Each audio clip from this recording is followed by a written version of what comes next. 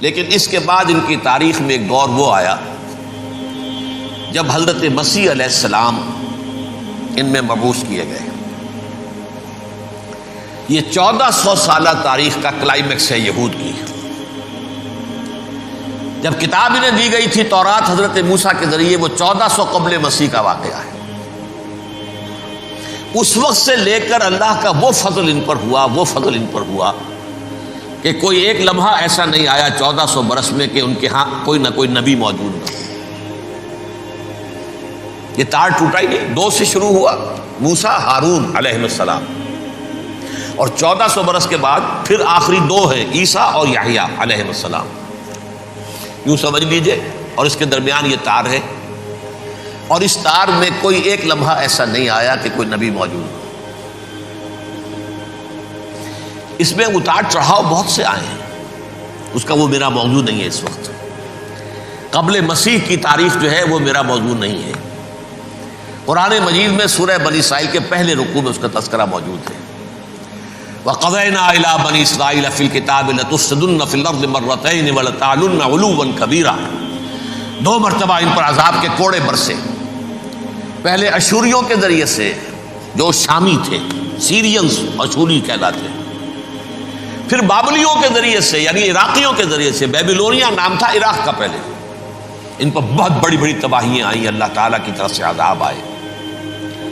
اس کے بعد پھر دوسرے دور میں دوسرا اقتدار کا دور آیا، خربستیاں بڑھ گئیں، تو پہلے گریکس کے ذریعے سے، یونانیوں کے ذریعے سے، اور پھر رومیوں کے ذریعے سے انہیں پسوایا گیا۔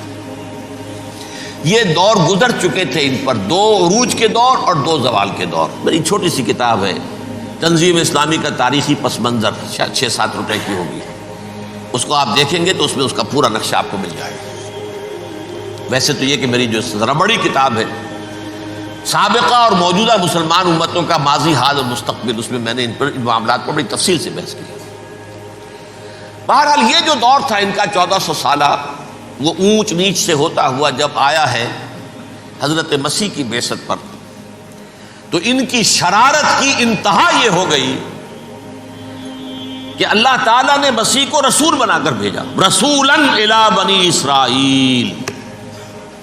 حضرت موسیٰ اور حضرت عیسیٰ کے درمیان رسول کوئی نہیں ہے، سب نبی ہیں۔ حضرت موسیٰ رسول تھے اور حضرت عیسیٰ رسول ہیں، درمیان میں داؤد ہو، سلیمان ہو، یشعیاء ہو، زکریا ہو، یہ سب نبی ہیں، یحییٰ نبی ہے، رسول نہیں ہے۔ لہذا وہ شہید کر دیے گئے، رسول شہید نہیں ہو سکتا، قتل نہیں ہو سکتا۔ لیکن عیسیٰ اور موسیٰ کے درمیان 1400 برس ان کے جو ہیں، اس کا کلائمیکس ہے حضرت مسیح علیہ السلام کی بعثت، اور حضرت مسیح علیہ السلام کو جسے اللہ نے اپنی روح قرار دیا، روح منہ، کلمتہ القاہا الی مریم، اللہ کا کلمہ، عظیم ترین معجزات۔ انہوں نے کیا کہا؟ یہ ولد الزنا ہے، حرام زادہ ہے، معاذ اللہ، نقل کفر نہ باشد، یہ جادوگر ہے، یہ مرتد ہے، یہ واجب القتل ہے۔ اصل حکومت اس وقت رومیوں کی تھی حکومت، لیکن انہوں نے انہیں آٹونومی دے رکھی تھی، اپنے مذہبی معاملات تم خود طے کر سکتے ہو۔ تو کائفاس جو اس وقت کا ان کا ہیڈ ربائی تھا سب سے بڑا، اس کی عدالت نے فیصلہ کیا مسیح کو سولی چڑھا دیا جائے۔ پائلیٹس پونٹس، اس کے پاس ان کی ازداش پہنچ گئی، یہ ہمارا مجرم ہے مذہبی، یہ مرتد ہے، یہ کافر ہے، یہ جادوگر ہے، یہ واجب القتل ہے، اسے قتل کرو، سولی چڑھا دو۔ خیر وہ لمبی بات ہو جائے گی، اس نے تو اپنے ہاتھ دھوئے کہ صاحب ہمارے پاس کوئی جرم نہیں ہے اس کے خلاف، تم کہتے ہو تو ٹھیک ہے، سولی چڑھا دیتے۔ یہ دوسری بات ہے کہ اللہ نے حضرت مسیح کو اٹھا لیا آسمان پر، ان کی جگہ وہ شخص سولی چڑھا جس نے غداری کر کے گرفتار کروایا تھا، جوڈاس اسکیریوٹ، اس کی شکل اللہ نے بدل دی حضرت مسیح کی سی، اور حضرت مسیح کو فرشتے اٹھا کے اوپر لے گئے، وہ زندہ آسمان پر اٹھا لیے گئے۔ اور یہ ساری تفاصیل نہ قرآن میں ہے نہ حدیث میں ہے، یہ انجیل میں ہے، لیکن انجیل کون سی؟ برناباس کی انجیل، gospel of the lord according to saint Barnabas. یہ حواریین مسیح میں سے تھے، لیکن عیسائی ان کو تسلیم نہیں کرتے، ان کی بائبل کو صحیح نہیں مانتے، کینونیکل نہیں مانتے۔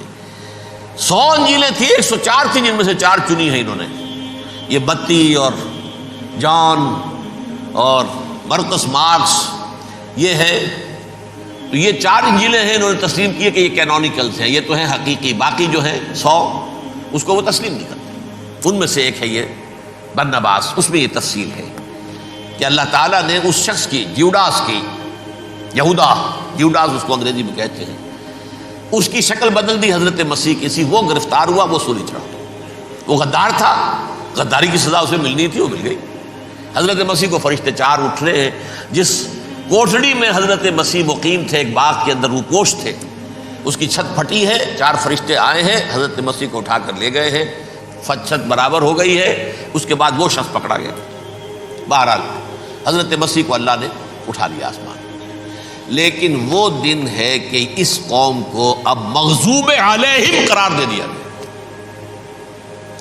نوٹ کر لیجئے، اصل میں تو ہونا یہ چاہیے تھا کہ رسول کی جان کے درپے جب کوئی امت ہو جاتی تھی تو اللہ کا قاعدہ یہ تھا کہ اس امت کو نسیہ منسیہ کر لیا جائے۔ حضرت نوح کی قوم کو ختم کیا یا نہیں؟ حضرت ہود کی نگاہوں کے سامنے قوم عاد برباد کی گئی یا نہیں؟ حضرت صالح کی نگاہوں کے سامنے قوم سمود برباد ہوئی؟ یہ اللہ کا قاعدہ رہا۔ سدوم اور عمورہ کی بستیاں حضرت لوط علیہ السلام جہاں بھیجے گئے، مدین کا علاقہ جہاں حضرت شعیب بھیجے گئے، اہل فرعون جن کی طرف موسیٰ کو بھیجا گیا، سب ہلاک کر دیے گئے۔ کیونکہ رسولوں کے بارے میں اللہ کا ذات، نبیوں کے بارے میں یہ بات نہیں ہے۔ نبی آیا، اس نے دعوت دی، جس نے مان لیا اچھا کیا، اپنے لیے اچھا کیا، نہیں مانا اس کی اپنی جو ہے آپت برباد ہو گئی۔ دنیا میں کوئی فیصلہ اس کا نہیں ہوتا، لیکن رسولوں کا معاملہ یہ ہوتا ہے کہ دنیا میں وہ اللہ کی عدالت بن کر آتے ہیں۔ مانو گے تو بچو گے، نہیں مانو گے ہلاک ہو جاؤ۔ تو اس اعتبار سے وہ مستحق تو ہو چکے تھے اس کے کہ انہیں ہلاک کر دیا جائے۔ اب اللہ کی کوئی خصوصی مشیت ہے، اس میں کیا حکمت ہے؟ وہ ہے ایک حکمت، میں بعد میں اگر وقت ہوا تو بتاؤں گا۔ فیصلہ یہ کیا اللہ نے کہ حضرت مسیح کو تو اٹھا لیا زندہ، اور ان کی رسی ابھی مزید دراز کر دی کہ ان کو ابھی مہلت دے دی کہ تمہیں آخری استیصال، جس کو عذاب اکبر کہتا ہے قرآن، سورہ سجدہ جو حضور ہر جمعے کی پہلی رکعت میں فجر میں پڑھتے تھے، وَلَنُذِيقَنَّهُم مِّنَ الْعَذَابِ الْأَدْنَىٰ دُونَ الْعَذَابِ الْأَكْبَرِ لَعَلَّهُمْ يَرْجِعُونَ۔ چھوٹے چھوٹے عذاب اور ایک بڑا عذاب، جبکہ قوم بالکل برباد، نسیہ منسیہ، کأن لم یغنوا فیہا، ایسے ہو جائیں جیسے کوئی تھے ہی نہیں آبادیاں، لا یرا الا مساکنہم، اب ان کے مسکن نظر آتے، مکین نظر نہیں آتے۔ یہ عذاب اکبر جو ہے وہ ان پر نہیں آیا، حالانکہ وہ مستحق ہو گئے تھے اسی وقت۔ اس کو یوں سمجھیے کہ کسی شخص کو پھانسی کا حکم تو ہو جائے، ایگزیکیوشن نہیں ہوتا ہے، کئی سال گزر جاتے ہیں پڑے ہوئے، اور معاملات جو ہیں وہ چلتے رہتے ہیں۔ یہ معاملہ ہوا اس کے ساتھ، ورنہ یہ مستحق ہو چکے تھے آخری بربادی تباہی کے، عذاب استیصال، جڑ سے کاٹ دینے والا عذاب، وہ آ سکتا تھا ان پر اسی وقت، لیکن اللہ نے ان کی مہلت دراز کی ہے۔ لیکن اس کے بعد اللہ نے ان کو ایک اور موقع دیا۔ 600 برس بعد حضرت مسیح کے محمد الرسول اللہ صلی اللہ علیہ وسلم کی بعثت ہوئی، اور یہ میں سمجھتا ہوں کہ اس قوم پر اللہ کا اتنا بڑا فضل تھا، اتنا بڑا فضل تھا، اتنا بڑا فضل تھا۔ اب پھر ایک موقع دیا، عسیٰ ربکم ان یرحمکم وان عدتم عدنا۔ دیکھو اب بھی تمہیں ہم ایک موقع دے رہے ہیں، تمہارا رب تمہارے اوپر اب بھی فضل کرنے کو تیار ہے، رحم فرمانے کو تیار ہے۔ ان ھذا القرآن یہدی للتی ہی اقوم، اس قرآن کے سائے میں آ جاؤ، یہ شاہدرا ہے ہدایت میں آنے کا، اس میں داخل ہو جاؤ، محمد کی تصدیق کرو صلی اللہ علیہ وسلم، دامن محمدی میں آ جاؤ، اب بھی ہم تمہارے گناہ بخش دیں۔ لیکن نہیں، اس قوم نے حضرت محمد صلی اللہ علیہ وسلم کی دشمنی کی کمر کس لی، اور اب یوں سمجھیے اس تاریخ سے لے کر آج تک یہ گٹھ جوڑ ہے۔ ظاہر بات ہے کہ ابلیس کا بھی اصل دشمن اب کون ہے، یا ہدف کون ہے، ٹارگٹ کون ہے؟ جنہوں نے محمد کو نہیں مانا صلی اللہ، وہ تو ہے ہی جہنمی، ان پر کوئی اور محنت کرنے کی ضرورت کیا ہے؟ سمجھ گئے میری بات؟ حضور کی بعثت کے بعد جنہیں حضور کو رد کر دیا، ان پر ایمان نہیں لائے، وہ کون ہے؟ کافر، وہ جہنمی ہے ہی ہے۔ لہذا اس کے اوپر کوئی محنت صرف کرنے کی ابلیس کو ضرورت نہیں ہے۔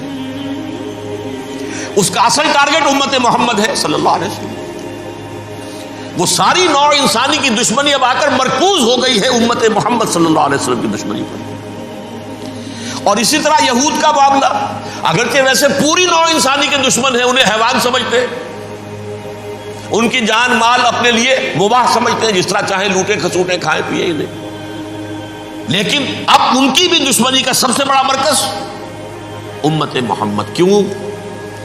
وہی تکبر اور حسد، وہی بیماریاں. انہیں تکبر یہ ہو گیا تھا کہ 2000 سال سے یہ نبوت ہماری میراث، ہماری جاگیر. بنو اسرائیل کے اندر سینکڑوں نبی آئے، 3 کتابیں اللہ نے ہمیں عطا کی. یہ کہاں سے آ گیا محمد صلی اللہ علیہ وسلم؟ معاذ اللہ ثم معاذ اللہ. یہ امیین میں سے، یہ جنٹائلز میں سے، یہ گوئنز میں سے، یہ حقیر ان پڑھ. کہاں یہ نہیں تسلیم کریں گے. حالانکہ قرآن کہتا ہے یعرفونہ کما یعرفون ابناہم. ان کے علماء ایسے پہچانتے تھے حضور کو جیسے اپنے بیٹوں کو پہچانتے کہ یہ آخری نبی ہے، لیکن تکبر اور حسد کی آگ میں جل اٹھے. اب ان کے بھی دشمنی کس سے ہے؟ محمد اور امت محمد صلی اللہ علیہ وسلم. یہ گٹھ جوڑ ہے. اب دیکھیے، یہ ہے میری گفتگو کا اب تک کی گفتگو کا حاصل. یہ گٹھ جوڑ ایک غیر مرئی دنیا، انویزیبل دنیا کا ابلیس لعین اور جنات میں سے اس کے لشکری فوج. انسانوں میں سے ویسے تو اور بھی بہت جگہ اس کے ایجنٹ ہیں، مسلمانوں میں بھی ہے، لیکن بحیثیت قوم، بحیثیت مجموعی، ایک پوری قوم، ایک پوری نسل جو ہے اس کے ساتھ گٹھ جوڑ ہے. ان دونوں کی گٹھ جوڑی کے ساتھ یہ دشمن دون ہیں انسانیت کے. پہلا دشمن ابلیس لعین، عزازیل لعین، اور دوسرے دشمن یہود ملعون.